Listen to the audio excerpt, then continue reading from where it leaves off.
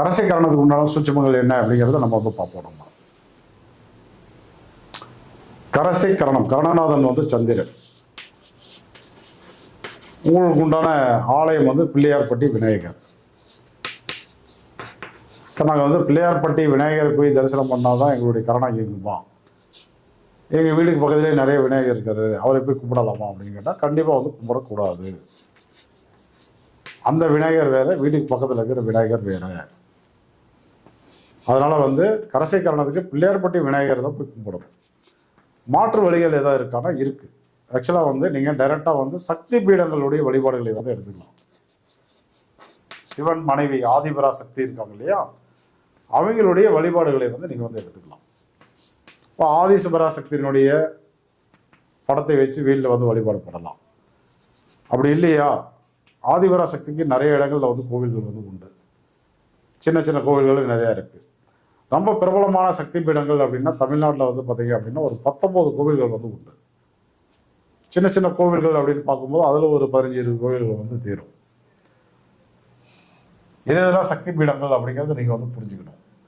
திருவானைக்காவல் அகிலாண்டேஸ்வரி ஒரு சக்தி பீடம், கும்பகோணம் மங்களாம்பிகை ஒரு சக்தி பீடம், திருவாரூர் தியாகேசர் கோவில் வந்து ஒரு சக்தி பீடம், திருவண்ணாமலை உண்ணாமலை தாயார் என்பது ஒரு சக்தி பீடம், காஞ்சிபுரம் காமாட்சி அவங்களும் ஒரு சக்தி பீடம் தான், மதுரை மீனாட்சி அம்மன் ஒரு சக்தி பீடம், திருநெல்வேலியில் காந்திமதி, குற்றாலத்தில் பராசக்தி, ராமேஸ்வரம், கன்னியாகுமரி, இந்த இடங்கள் எல்லாமே வந்து சக்தி பீடங்கள் தான்.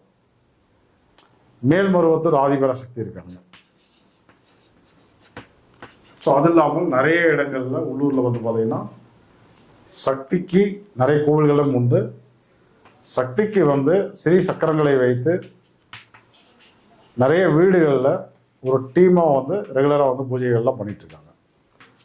அந்த மாதிரி இடங்களுக்கு நீங்கள் போயிட்டு வந்தீங்க அப்படின்னாலும் உங்களுடைய கரணநாதன் வந்து இயங்குவார்.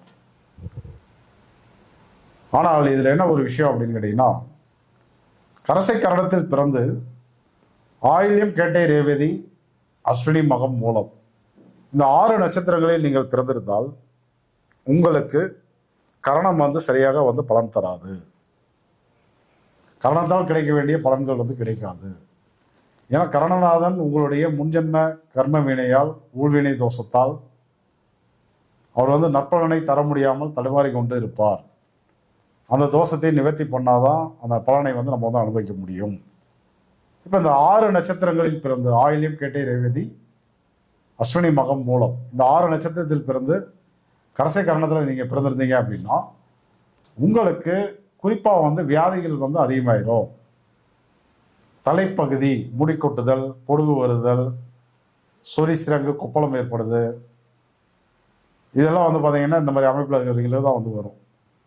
சுவாசம், வயிறு, ஆசனவாய், கட்டிகள், எங்கேயாவது வந்து ஏதாவது வந்து அடைச்சிக்கிறது, ஒரு உறுப்பை துண்டு பண்ணி எடுக்கிறது. ஸோ இதெல்லாம் வந்து இந்த 6 நட்சத்திரத்தில் பிறந்து கரசை கரணத்தில் பிறந்தவர்களுக்கு தான் வந்து நடக்கும்.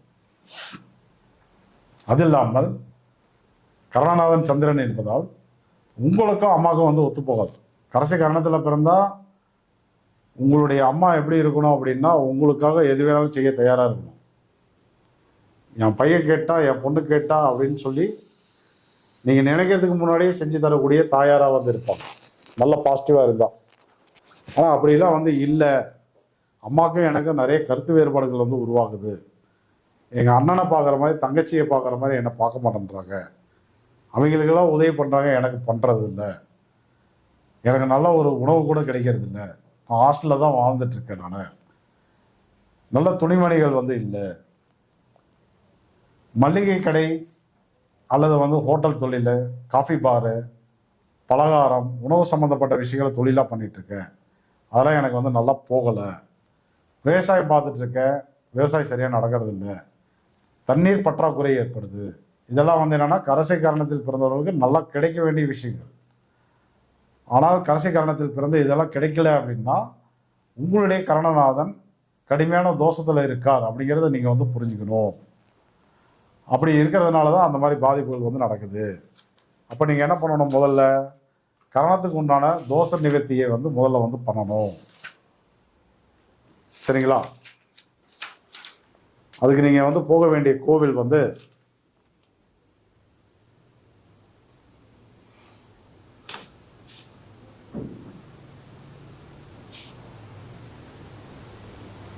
திருக்கண்ணமங்கை, திருக்கண்ணங்குடி, இந்த மாதிரி பெருமாள் கோவில்களுக்கு போயிட்டு வரலாம்.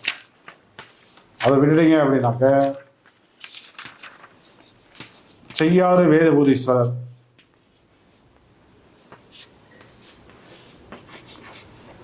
செய்யாறு வேதபுரீஸ்வரர். மதுரையில் இருக்கீங்க அப்படின்னா திருவாதூர்,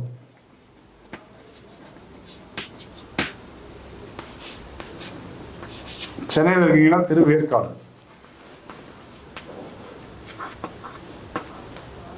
இந்த இடங்களுக்கு போயிட்டு வரும்போது உங்களுடைய கரணதோஷம் வந்து விலகும். அதன் பிறகு உங்களுடைய கரணத்தை இயக்குவதற்கு சக்தி பீட வழிபாடுகள் என்பது அது மட்டும் வந்து பத்தாது. அது இல்லாமல் கரண நட்சத்திரங்கள் ரோகிணி, அஸ்தம், திருவோணத்தை எல்லாம் வந்து நீங்கள் வந்து இயக்கிக்கிட்டே இருக்கணும். ரோகிணி இயக்கணும் அப்படின்னா நாவல் பழ ஜூஸ் வந்து அடிக்கடி எடுத்துக்கணும். திருநாவலூர் அடிக்கடி வந்து போயிட்டு வரலாம்.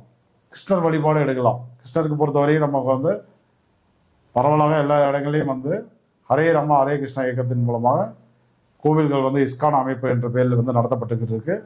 அந்த மாதிரி இடங்களுக்கு போயிட்டு வந்தீங்கன்னா உங்களுடைய கரணம் வந்து சூப்பராக வந்து இயங்க ஆரம்பிச்சிடும். அதே போல் வெண்ணெய், பால் சம்பந்தப்பட்ட உணவுகளை வந்து அதிக உணவுகளை வந்து பயன்படுத்தணும். குறிப்பாக வந்து இந்த கமலா ஆரஞ்சுன்னு ஒரு பழம் இருக்குது. சீசன் வந்து பார்த்தீங்கன்னா இப்போ குளூர் சீசனில் தான் கிடைக்கும் உங்களுக்கு. அந்த கமலா ஆரஞ்சு பழத்தை நீங்கள் எந்த அளவுக்கு சாப்பிட்றீங்களோ உங்களுடைய கரணம் வந்து சூப்பராக வந்து இயங்கும். களிப்பாக்கு எடுத்துட்டீங்கனாலும் உங்களுடைய கரணம் வந்து சூப்பராக இயங்கும். இப்போ வந்து வெத்தலைப்பாக்கு அப்படிங்கிறது நல்ல விஷயம். ஒரு நாளைக்கு ஒரு நேரம் 2 நேரம் அல்லது வாரத்தில் என்னைக்காவது வந்து நம்ம கடினமான உணவுகள் சாப்பிட்றோம், அது ஜீரணமாகணும் அப்படிங்கிறதுக்காக நம்ம வந்து வெத்தலைப்பாக்கில் வந்து பயன்படுத்தலாம். அளவுக்கு அதிகமாக பயன்படுத்தும் போது அதில் வந்து சுண்ணாம்பு அதிகம் பயன்படுத்தும் போது அது வந்து உடலுக்கு ஏற்ற உணவாக இல்லாமல் பிரச்சனைகள் வந்து அதிகமாக இருக்குது நமக்கு. நீங்கள் பாக்கு வந்து ரெகுலராக வந்து பயன்படுத்தாமல் ஒரு நாளைக்கு ஒரு அரை களிப்பாக்கு அப்படியே மிட்டாய் மாதிரி சப்பி சாப்பிட்டீங்க அப்படின்னா உங்களுடைய கரணம் வந்து சூப்பராக வந்து இயங்கும். இந்த களிப்பாக்குங்கிறது வந்து பார்த்திங்கன்னா நிறைய மருத்துவ குணம் வந்து உடையது. நீங்கள் வந்து ஒரு நாளைக்கு ஒரு பாக்கு வந்து எடுத்துக்கிறீங்க அப்படின்னா அதனால் எந்த வித பாதிப்பும் வராது. அதனால் ஏராளமான நன்மைகள் தான் வந்து உங்களுக்கு கிடைக்கும். ஸோ அதே போல் செடிகளில் வந்து நாவல் மரம், நந்தியாவேட்டை, கமலாபழம் செடி, அது இல்லாமல் பாக்கு மரம், பாக்கு மரத்தில் செய்த ஏதோ ஒரு ஃபர்னிச்சர் ஐட்டம்ஸ், அந்த மாதிரிலாம் நீங்கள் வந்து பயன்படுத்தும் போது உங்களுடைய கரணத்தினுடைய பயன்பாடுகள் வந்து இன்னும் வந்து அதிகமாகும். இப்போ உங்களுக்கு உண்டான நவரத்தினம் வந்து பார்த்தீங்கன்னா முத்து. ஸோ ஒரு முத்தோ அல்லது முத்து மாலையோ நீங்கள் அணிவதன் மூலமாக இப்போலாம் நல்லா பிரேஸ்லெட் மாதிரி அழகாக கூட போடலாம். ஸோ முத்தை நீங்கள் வந்து பயன்படுத்துவதன் மூலமாக உங்களுடைய கரணம் வந்து இயங்கும்னு சொல்லலாம். நியூமராலஜியில் வந்து 2ஆம் நம்பர் ஆக்சுவலாக வந்து பார்த்தீங்கன்னா உங்களுடைய பெயர், நிறுவனத்தினுடைய பெயர், அதேபோல் உங்களுடைய வாகனங்களுடைய கூட்டு எண், இதெல்லாம் 2ல் வந்து வர்றது ரொம்ப சிறந்த விஷயம். சரிங்களா? இப்படிலாம் வந்து பயன்படுத்தும் போது உங்களுடைய கரணத்தினுடைய பயன்கள் வந்து அதிகமாகி நற்பலன்கள் வந்து அதிகமாகி நல்லாவே இருக்கும். எல்லாமே நல்லா கிடைக்க ஆரம்பிச்சிடும். ஒரு விஷயம் புரிஞ்சுக்கணும், கரணநாதன் என்பவர் வந்து நம்மளுடைய வாழ்க்கையில் எப்பொழுதுமே வந்து நற்பலனை வந்து கொடுத்துட்டே தான் இருப்பார். ஆனால் எல்லாருக்கும் கொடுப்பாரா அப்படின்னா கண்டிப்பாக வந்து கிடைக்காது. உங்களுடைய கரணநாதனே வந்து கர்ம வினை தோஷத்தை வாங்கிட்டு வந்தார் அப்படின்னா அதிலே வந்து தடைகள் வந்து நிறைய வந்து நடக்க ஆரம்பிச்சிடும். அதுக்கு தான் இப்போ வந்து கோவில் கொடுத்துருக்கு. என்ன கோவில்? திருக்கண்ணமங்கை, திருக்கண்ணமங்கை, செய்யாறு வேதபுரீஸ்வரர், திருவாதூர், திருவேற்காடு, இந்த மாதிரி இடங்களுக்கெல்லாம் வந்து போயிட்டு வரும்போது என்ன நடக்கும்? உங்களுடைய கரணதோஷம் வந்து விலகுன்னு சொல்லலாம். திருவேற்காடு வேதபுரீஸ்வரர் தான். ஓகேங்க.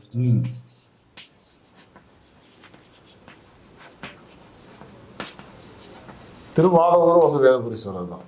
ஓகேங்க. சரி தானே? ஓகேங்க. ஆமாம். தருமபுரியில் கூட ஒரு கோயிலுக்கு திரு வேளாளீஸ்வரர்,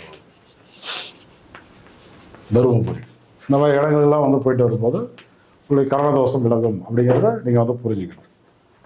இப்போ அடுத்தது வணிசை கரணம். கட் பண்ணிட்டு போட்டு. ஓகே.